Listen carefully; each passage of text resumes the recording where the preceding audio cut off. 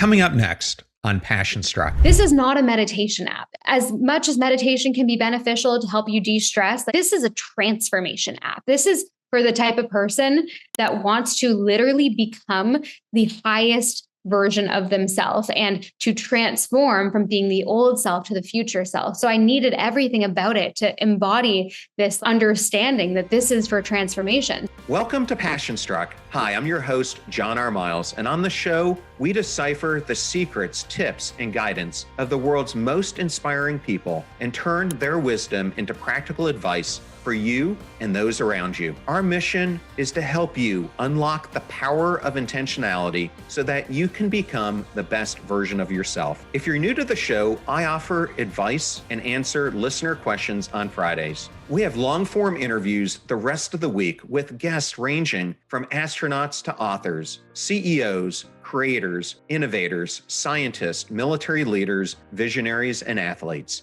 Now, let's go out there and become Passion Struck.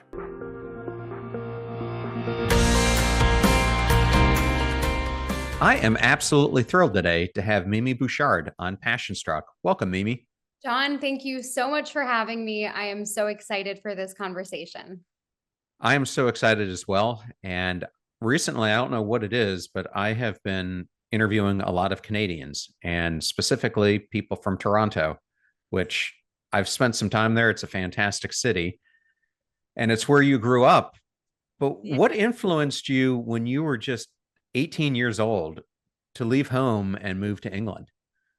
That's a great question. I really wanted to do something quite dramatic. I went through a pretty hard time in my teenage years. I just lost myself and was partying a lot, doing a lot of drugs, just very much a completely different person to who I am today, to who I was meant to be. And I decided when I first got into this personal development journey at around 17, 18 years old. I got into it quite young, almost a decade ago. I really just decided that I needed to be in a different environment. I started reading all of these personal development books. I started to listen to all the gurus on YouTube, the Tony Robbins and all. And I just had this deep gut feeling that I needed to move to a different country to kind of reinvent myself. And that being said, looking back, I think I definitely could have done it while being in the same city, but I was just at a point where I wanted radical change and I decided to go somewhere far away that spoke English, and London was kind of where my mind landed. As a Canadian, you could get a 2-year working visa, and I kind of went there. I saved up all summer working at a restaurant, moved there on a whim, and tried to make my dreams happen. I'm interested to hear then how once you moved there, you found yourself on the reality TV show Made in Chelsea.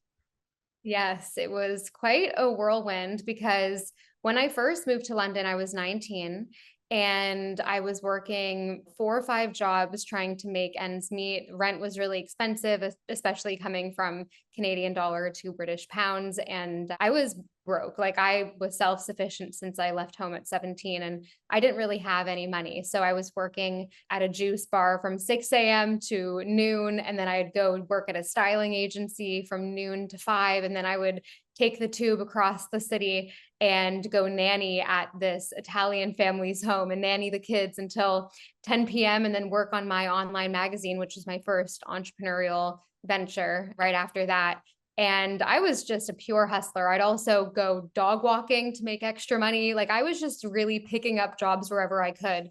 And as my online magazine grew and I was really working towards that being my first big break, I started recording videos on YouTube and for my online magazine. And I realized I really liked being on camera. So I thought to myself, as my visa was now going to expire in a year, I'd been in London for a year living this type of life, working endlessly and really hustling at that point. I remember at one point during that time in my life, I only had $8 in my bank account and I was late for my job at the juice bar and I had to call my sister who was in Australia at the time. I had just missed the bus. I was going to be late. I didn't have time to wait for the next bus and I couldn't be late and I didn't have money for an Uber. And I remember her ordering me like a $6 or $7 Uber from Australia. And that was like the lowest point in my life. I really just felt like I was working so hard and not really seeing results. So how that kind of turned into this TV show opportunity, I realized I needed to get a new visa to stay in London, and I wanted a new opportunity. I was always looking for opportunities at that time. And I met at an event this woman, and she then became my agent later that year. I met her and I said to her, I want to get into TV presenting. I really like being on camera. I want to be a presenter, and hopefully being a presenter will get me a visa to stay in the UK. And she looked at me and she said, Mimi, there's no way you're going to become a presenter in England. They like a British accent. It also is a really difficult industry to get into. But if you can get onto this TV show, Made in Chelsea, I will represent you right away. You'll start making more money, and I can assure you that they'll get you a visa. So then my eyes were set on getting on this show, and I met someone who knew someone, and it just kind of happened. So that was kind of my first, it was definitely the beginning of my journey. This was almost 10 years ago. That being said, I was on the show for 2 years. I was a side character for most of it, but it still exposed me to so many opportunities, and it really helped me grow up quite quickly at that young age, being on such a crazy TV show. Yeah, it's interesting. I live here in St. Petersburg, which is close to some of the best beaches on this side of the United States. We have St. Pete Beach, Treasure Island, etc. And there have been a couple TV shows that were filmed here, and I happened to be getting lunch with a friend of mine one day when this television crew just comes into this random eatery that we were at because it was on the water, which I think made a difference. But they started setting up on this table that was about 15 feet away from us. And as they were setting up, I noticed that some of the stars, because I didn't know this show, were sitting around me, and they were all separate from each other. And then about 5-10 minutes before their filming happened, a couple of them kind of clustered together, and then they just sat down and started having this ad hoc type of discussion over lunch at this table where they started arguing and doing these other things. And I guess I wanted to ask you, how much of that is scripted and how much of it just comes out of a natural flow? So it depends on the show, but it really shouldn't be called reality because from my experience, it's not. There are X's on the ground where to go stand. You're being briefed by a producer, almost to the extent you don't have a script, but you are being briefed and told essentially if you want to do well in this scene, if you want to be able to film more, if you want to be able to make more money, because the more you film, the more money you make. And they pay like crap, by the way. I was getting paid 50 pounds a day for filming for a 12-hour day when I first started.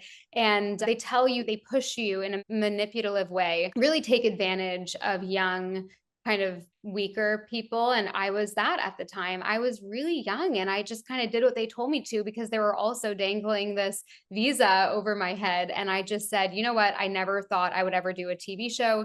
This is probably the classiest reality show you could ever do, Made in Chelsea. It's like The Hills, but it's an affluent area in London that they film these young, supposedly rich kids. It was so funny, John, because I was literally going to babysit at night after filming all day because I could not make rent. It was such a double life because on the outside, they try to make you seem like you come from a family of wealth when my parents were struggling artists. I didn't have that, but they really wanted to position you in a certain way for the show.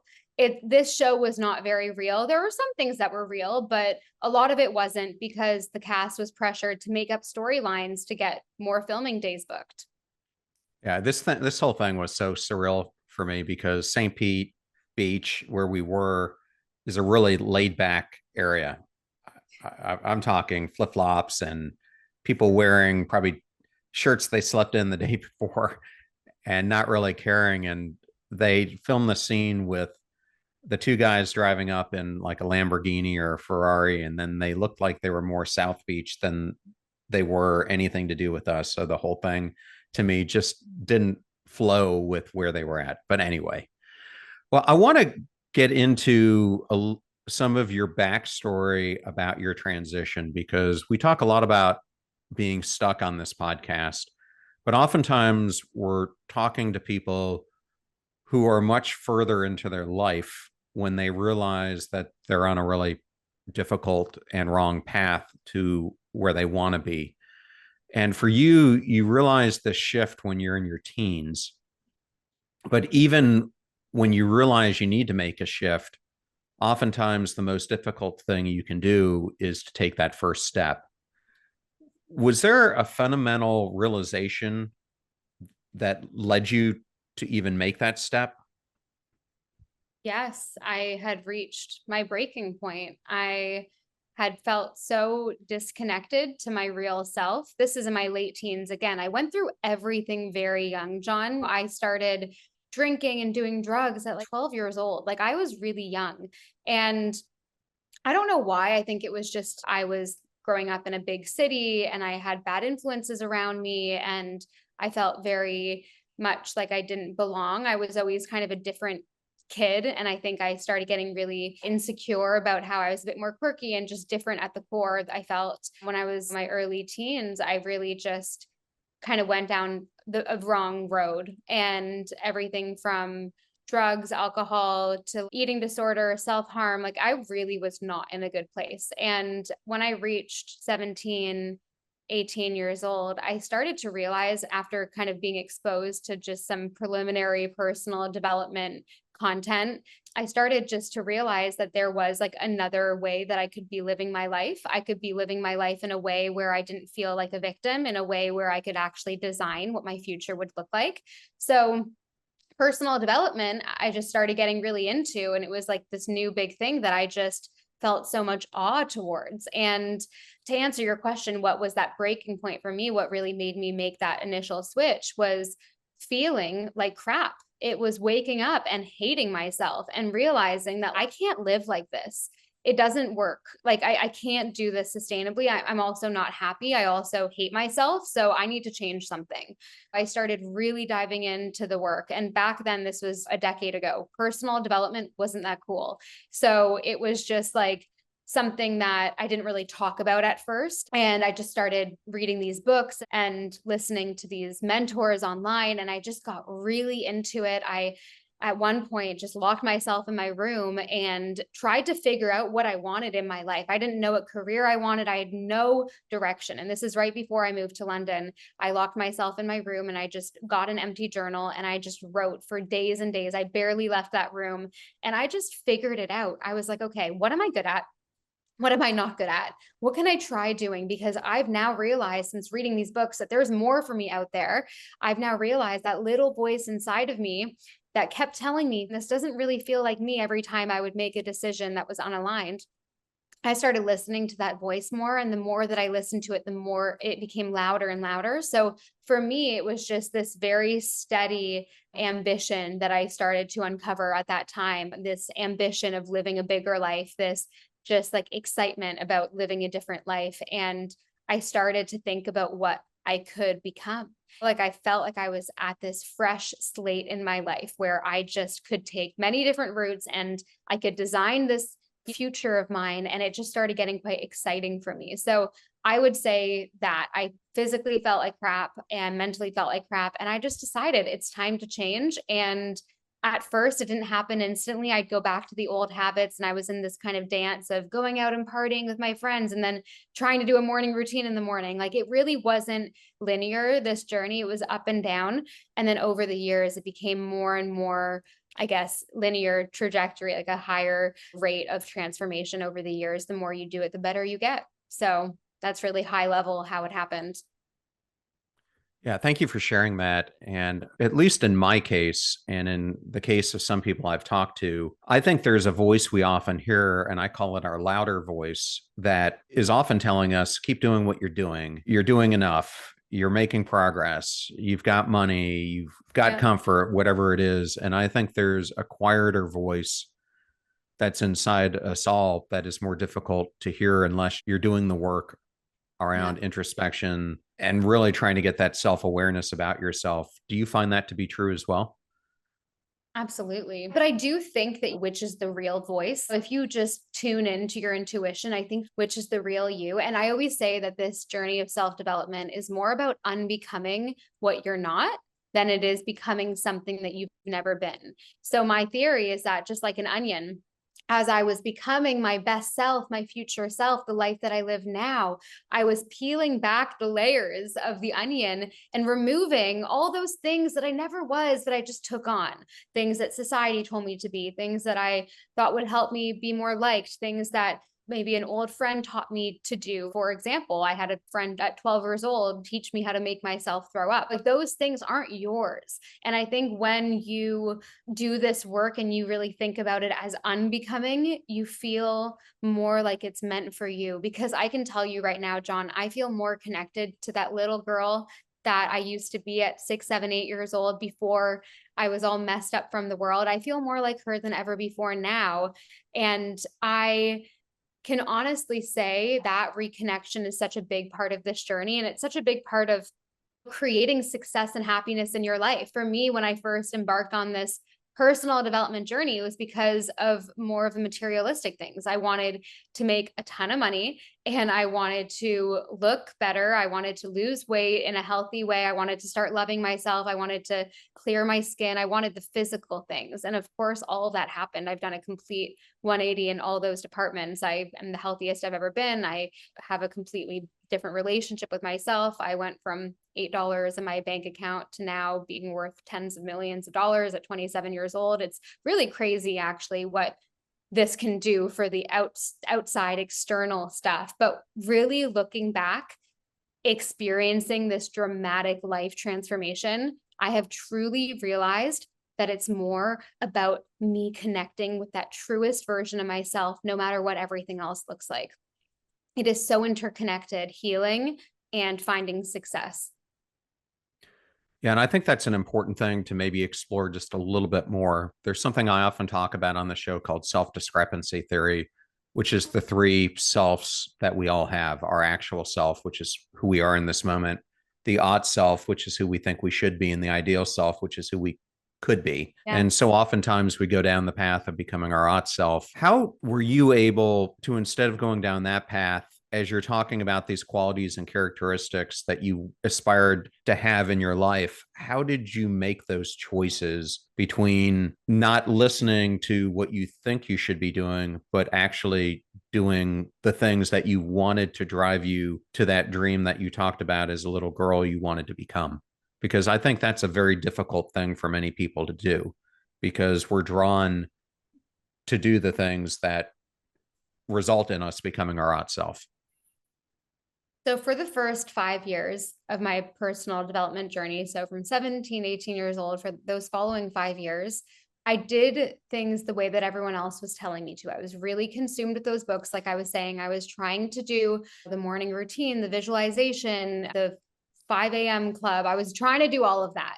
And I was growing, but at a very slow pace. Over the past 3, 4 years post that, or actually the 5 years post that, I'm like, timing is always, I'm not good at calculating timing, but the 5 years post that, I've grown in such a different trajectory compared to the first 5 years, because I've actually honed in on what truly works for me. So I'll give you some backstory and then I'll tell you exactly what I did. When I was first reading all those books and really inundating my mind with these new concepts and principles and theories, I did exactly what they said. So I would write down and journal my visualizations. I would really try to act as if and embody the energy of who I wanted to be, but I didn't do it in a way where I could maintain it, because I wasn't embodying that in everyday moments. So what I started to do, and everyone told me to meditate, and I tried so hard, John. I was like really trying to do this visualization thing every morning and meditate, and I'd stick to it sometimes, but I was never consistent like I was consistent with the other things. And I think I just told myself back then that my brain works too quickly. I can't focus. It was too boring to do the traditional meditation. So what I intuitively decided to do, this was around 5 years ago, is I took my phone out and I opened the voice memo app on my phone. And while I was journaling like my visualizations and really trying to understand who I wanted to become and the version of me I aspired to be, I started recording me speaking that out loud. So I started to record me describing my future life like it was already in the present moment. And I take these audios and I would listen to them in everyday moments. I would listen to it on repeat while I was cooking breakfast, walking to the gym, going to the bus, making my bed in the morning, brushing my teeth, getting ready. I would just listen to it in the background of my life. And I started to see significant changes happen after that point. And I was fascinated with how this was genuinely helping me make different decisions. Just listening to these audios, I started getting so familiar with my future self by doing this. And everything I had done the previous 5 years, just like it all came into clarity for me. This was thing that emulated all these other things I was learning. So the visualization, that was so important because you really need to understand where you're going. You need to feel what it feels like before you get there. And then do the habits that version of you does. Because I believe that to get to where you want to be in life, you must first become the kind of person that has it. So I started listening to these audios and I'd get bored of them really quickly and then I'd record more. And then I started getting into podcasting. So I would record them on my podcasting mic and then I'd add music because I love the power of music. I've always been the kind of person that really felt an energetic difference when I'm listening to very beautiful, like cinematic music. So I kind of just started creating these like types of audios that I'd listen to, and it was just part of my personal growth journey. And since then, I started getting these amazing ideas for business. I started having all these opportunities fall into my lap. I started to truly become the person I wanted to be from a self-image perspective. Self-image psychology is something that we need to talk about more in the personal growth space because it truly is the core regarding how to transform. If you, for example, want to start running every morning, but you don't identify as a runner, you don't have the self-image of a runner, it is going to be so hard for you to get up and put your running shoes on and go for a run. What if you hack the system? What if you start to embody the energy of the version of you that is a runner? What if you started listening to audio saying, this is my new belief, these are my new thoughts, and just like playing with the idea of this actually just becoming a part of your self-image, a part of you, and then see how much easier it is to get up and go for a run. And this happens with everything in your life. If you identify as the type of person that is healthy, that takes care of their body, guess what? It's not going to be hard to drive by the McDonald's and not even think about it because that's not food to you if you are a very health conscious person. I don't crave unhealthy food because I identify as someone that just loves eating healthy, good quality food. And this happens in every other area. I had to identify as the type of person that became a millionaire before I ever became one. I started making decisions like a millionaire. I started acting and speaking and holding myself like a millionaire. And then these things just started happening. We have to reverse engineer the process to make it easier. So I started listening to these audios, and then that kind of literally was the thing that turned into my company, Superhuman. I have an app called Superhuman, and we offer these activations. So that's what these audios are. They're called activations, and they're not meditation. Meditation is meant to calm your mind and help you not think about anything. But activations are designed to invigorate you, to transform you into your future self, to help you rewire old thoughts and beliefs. And the beautiful thing about activations and why they work better than any other type of audio to help you transform is because when you listen to them in everyday moments, the mundane, you listen to them when you're walking the dog, you listen to them when you're getting ready in the morning, whatever mundane moment in your life that you decide to listen to a superhuman activation, that is when your neural pathways start to rewire and change because you are mixing a new thought and a new belief with an everyday action. And just like the Pavlov dog theory, if you listen to a getting ready activation every morning when you're getting ready for your day and getting dressed, and you listen to this and you actually feel the energy of your future and you just feel that new positive energy, you feel up leveled, you feel abundant, you feel happy, you feel confident, you don't even need to listen to the activations after a certain point to feel the difference. It is programming you in these everyday moments. That is what makes it so effective. It's habit stacking. It's not hard to change with this. And this is the biggest realization I had, John, because I was trying so hard. I didn't think there was an easy way until I found this. And I was never the type of person that could be perfect. I never had one perfect day once in this entire journey over the past decade. And I truly believe it's not actually about perfection. It's about your bounce back rate. It's about how quickly you can bounce back after a setback. No one's perfect, not the most successful, beautiful, happiest people in the world. None of them have ever had one perfect day where they wake up at 5 a.m., they have a cold plunge, they eat perfectly organic, they don't think one negative thought, they don't procrastinate. No one is like that. So we need to start talking about this more. And the thing that gets you to bounce back quickly is by reminding yourself of who you want to be, whether that's with activations, whether that's with reminders on your phone. At the beginning of your journey, you need to remind yourself continuously, because that is how you actually get to where you want to be. Yeah, what inspiring advice. And I have Gabby Bernstein coming on the show on Tuesday. And I know that this whole activation and talking to the universe, bringing that positive energy is part of what she credits her success story on as well, and teaches in a lot of the work that she does and speeches that she gives. Mimi, I want to talk to you more about Superhuman. Before we get into it, I want to talk about the transition into it. So if I have done my research correct, you started off with the Mimi method subscription platform, and then you happen to be sitting in your parked car at a pivotal moment when you decided to fully commit to the Superhuman brand. Can you take us back to that pinnacle point? Wow, John, you've done your research. I don't even remember talking about that, but you're right. Yes, that was a moment. I'll high level talk about since I last kind of shared on my journey earlier in the conversation. So I had done the TV show. I left when I could self-sustain myself with collaborations and brand deals. I had gained a little bit of an Instagram audience from that show. And then I was starting my many different entrepreneurial journeys from there. So I worked in TV other than that show, and I had a huge business from that almost happen. That was a long story for another time. But essentially at 21 years old, I had created another TV show that got sold to one of the biggest networks in the US, and last minute something messed up in the contract and someone pulled out, and that failed. So I was definitely in this era of hustling after that show and really wanting to make something very big of my life. So that was my first big business failure. And then I got into some other businesses. I was involved in some online education companies that didn't end up working. And I just kept trying things and I kept failing. And that's completely normal. You will never reach success without failing. So I invited it in and I kept going. And I started to really at that time start sharing more about personal development. And I started building a community around that online. And I decided that I wanted to create a subscription platform to share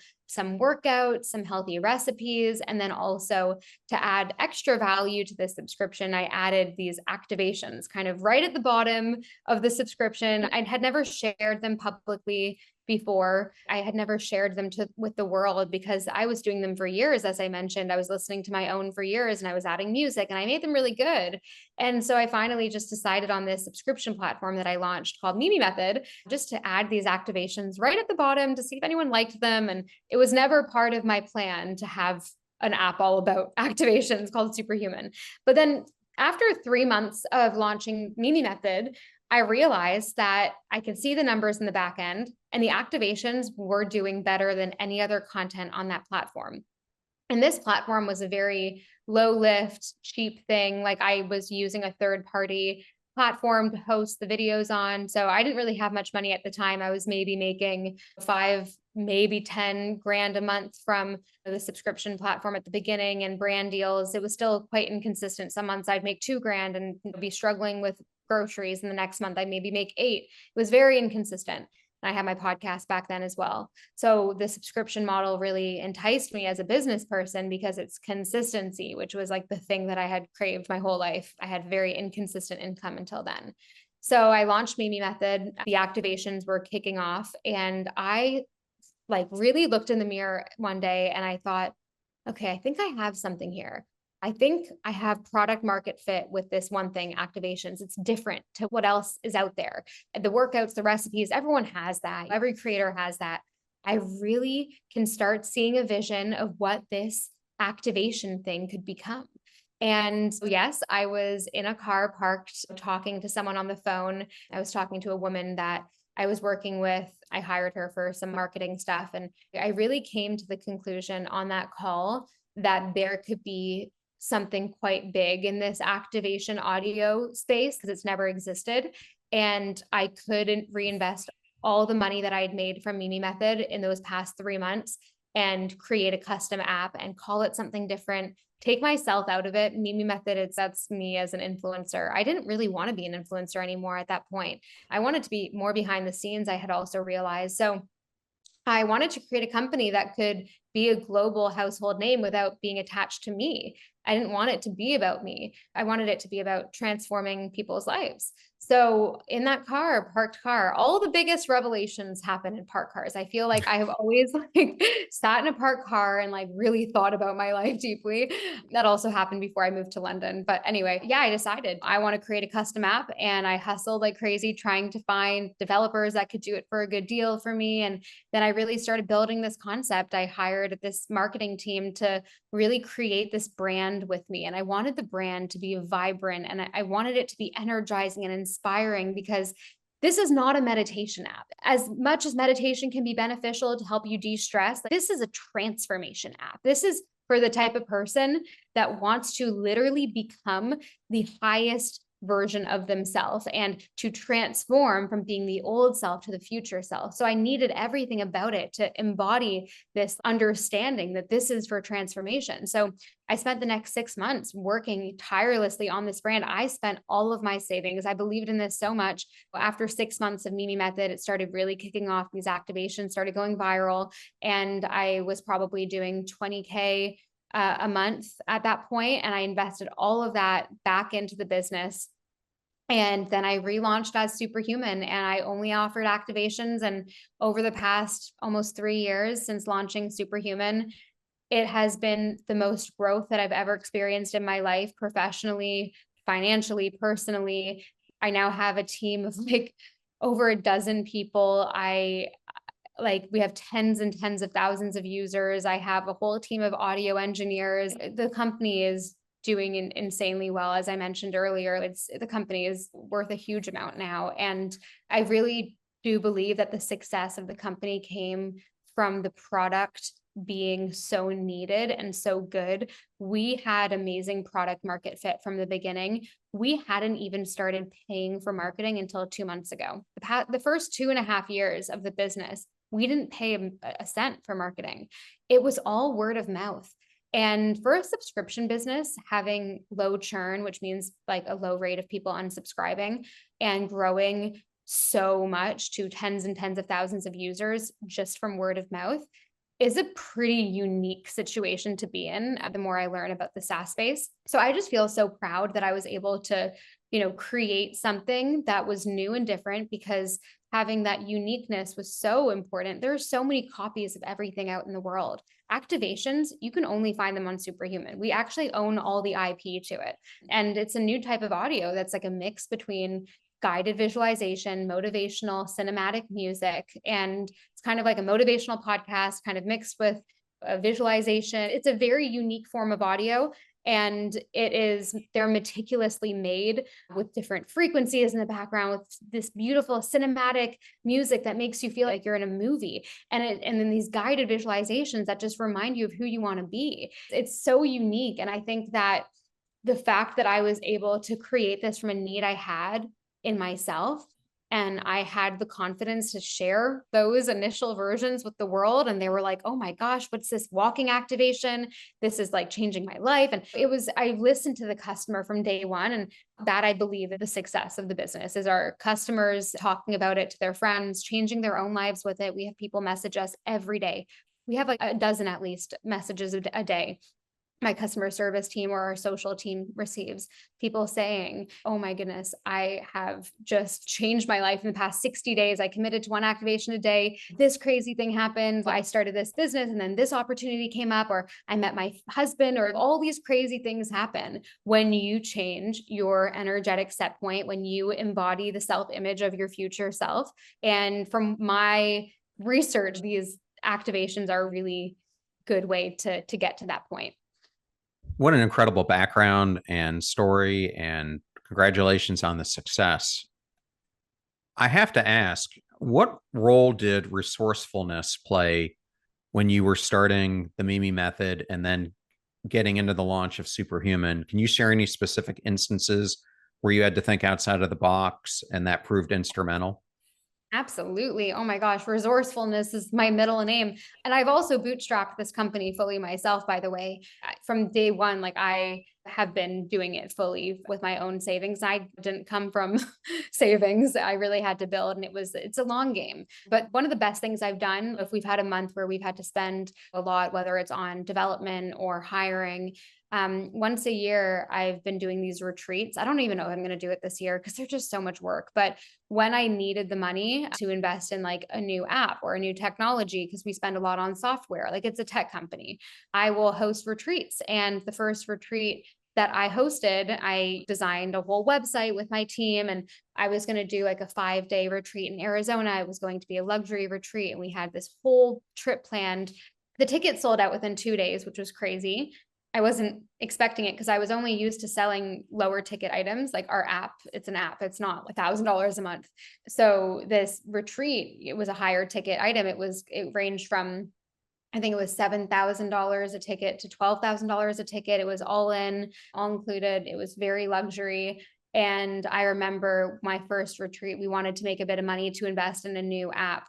And I launched this, and that was the first time I made 6 figures in a day after launching this retreat. And that retreat brought in $250,000 for a 5-day retreat. And it was really crazy. So I knew the power of doing things like that. That's on a big scale of resourcefulness, because obviously I wanted to build a new $500,000 or $250,000 app, and I needed the money for it. So in that sense, I think big. When it comes to the beginning phases, the resourcefulness is really just translated into taking it one step at a time. I wasn't ever going to just launch Superhuman and with the concept that activations might work. It's from a business perspective, you need to see if you have product market fit or not. So many companies are pre-revenue and they raise like tens of millions of dollars. And that's so stupid to me. Like as an investor, I would never do that because you don't even know if the product's going to do well. Start small, even if it means being budget, even if it means using a third-party platform where you pay $500 a month to have your videos hosted on there, and then promote it to the people that you know, your audience, and see if it actually works, see if people actually like it. And if it does, then you can reinvest more, and then you build the confidence over time to reinvest in what matters. I am resourceful, but I also have gut feelings that I listen to a lot. If I have a gut feeling something will work, my gut is usually right. And I have learned to listen to my intuition over the years. It wasn't always right, and sometimes I still will misjudge it, but I'm very confident in my gut reaction now. So for example, if I have an opportunity with the business where I need to pay a certain amount, I will listen to my gut, and truly most of the time it works in my favor. Well, thank you for sharing that, Mimi. And one of the things, in order to this for this to have been successful as it is, you had to have a creative process for visualization and then manifesting your goals. How do you yourself harness the power of activation and energy on a daily basis? What are some of the ways that you use it, and how do you see daily benefits from it? Well, John, it's actually a lot more simple than we think. And this is coming from the girl that read every self-help book, that tried doing it all, that overwhelmed myself essentially with all of this work. I have simplified it down so much so that I don't even really do a morning routine anymore. And I'm seeing results right, left, and center from the work I'm doing. And that is simply, and this might sound a little bit rude to some listeners, and listen, I am more pragmatic and science-based than I am spiritual. I'm kind of live in the middle. I like to say that atheists will call it the placebo effect. Christians will call it God prayer. Scientists will call it quantum physics, and spiritualists will call it the law of attraction. It's all the same thing with different words. All I know, the simplicity of it all, is your energy creates your life. Your thoughts, your beliefs, how you hold yourself, your self-image, your identity, the energy that you embody inside and around you is what determines your future.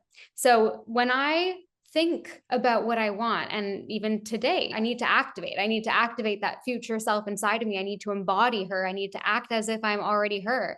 I always have aspirations to be a better and better version of myself, but I also learned to love the moment as well. That was something that I needed to learn over the years. There's this very beautiful balance of both. we're ambitious creatures, humans. We need to want something, to have a goal, to try to succeed, but we also need to learn to enjoy the life that we have in the moment as well. I'm just going on a tangent now, but going back to the point, really the thing that you need to do, the thing that I do every day, part of my morning or my daily routine, is simply embodying the energy of who I want to be. And whether that is an activation that helps me get there, whether that is journaling, whether that is putting my phone away in the morning and sipping my coffee on my balcony and just having a moment for myself. It is just the understanding and the education, the knowledge that my energy creates my life, so that in everyday moments, I can check in with myself and think, how am I feeling? It is about feeling, not about thinking. A lot of people make the mistake of visualizing by just thinking about what they want. The trick is that you need to feel what you want. That is why so many people try, quote, manifestation, and it doesn't work, because they have a vision board with all of the posters of things from the magazines that they want, the car, the this, the that, but they don't even know what it feels like to be wealthy. The trick is feeling. And that is why activations are so freaking powerful. The mix of emotive music and the powerful words change how you feel, and how you feel creates your life. So that's what I'll say to your answer. It's not about having a 10-step morning routine, coming from the girl that used to have that. It is not about cold plunging and fasting and blah, blah, blah. That's all great. But it's at the core about how you feel, your energetic frequency, and if you can actually acknowledge the feelings of your future before getting there. Podcast I was listening to prepare for this was my friend Terry Cole, and I've been on her show as well. Love the work she does around healthy boundaries. And so it leads me to this question. Building relationships is so crucial for our personal lives, our professional lives.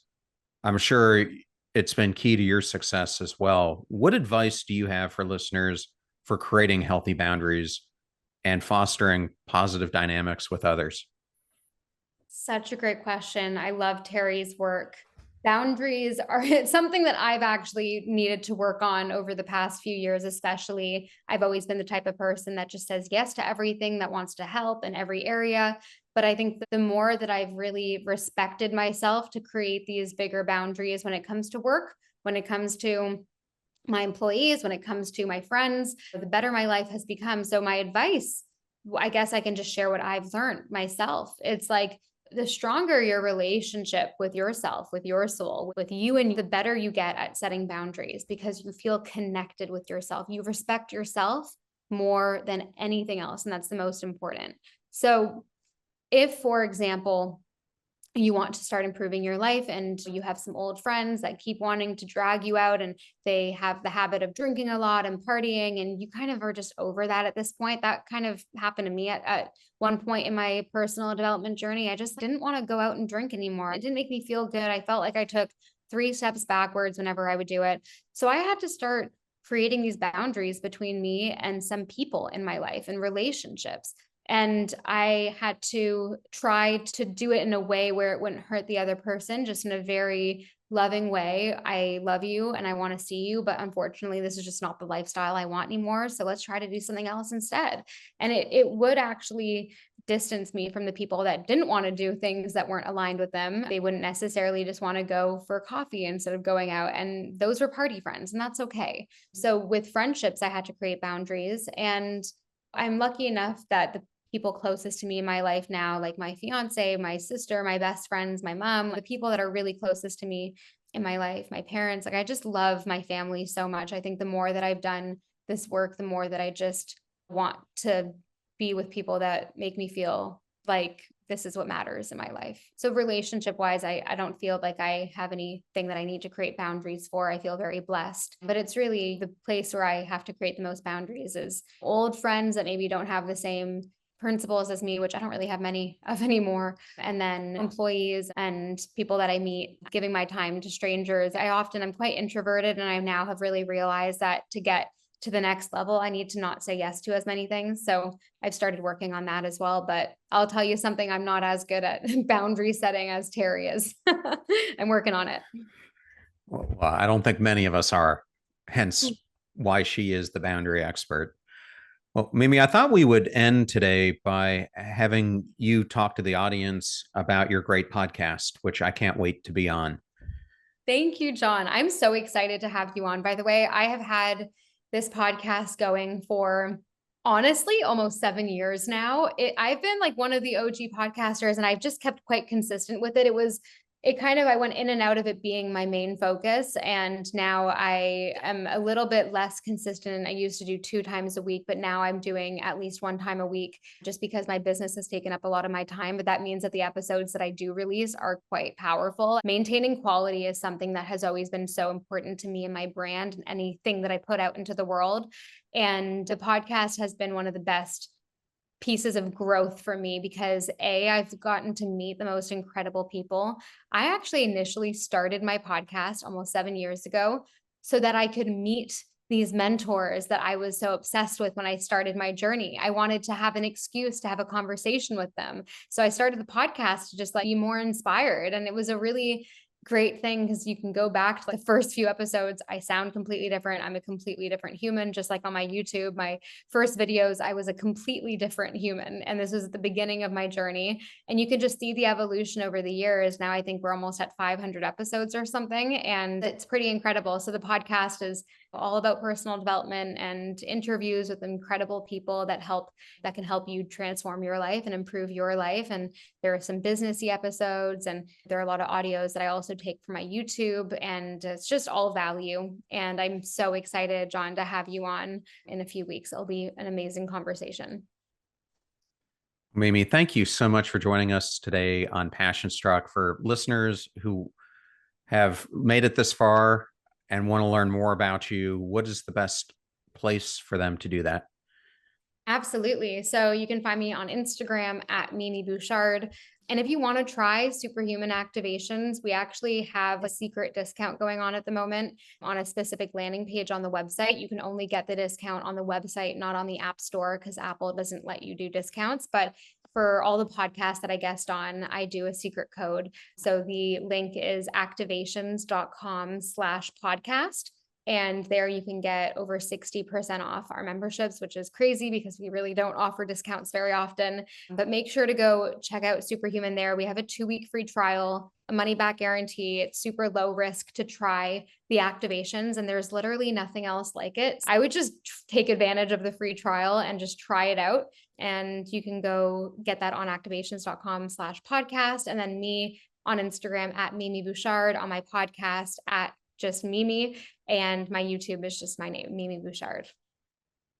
Mimi, such a fun interview. Thank you so much for sharing your guidance, and it was truly an honor to have you. Thank you again for coming on.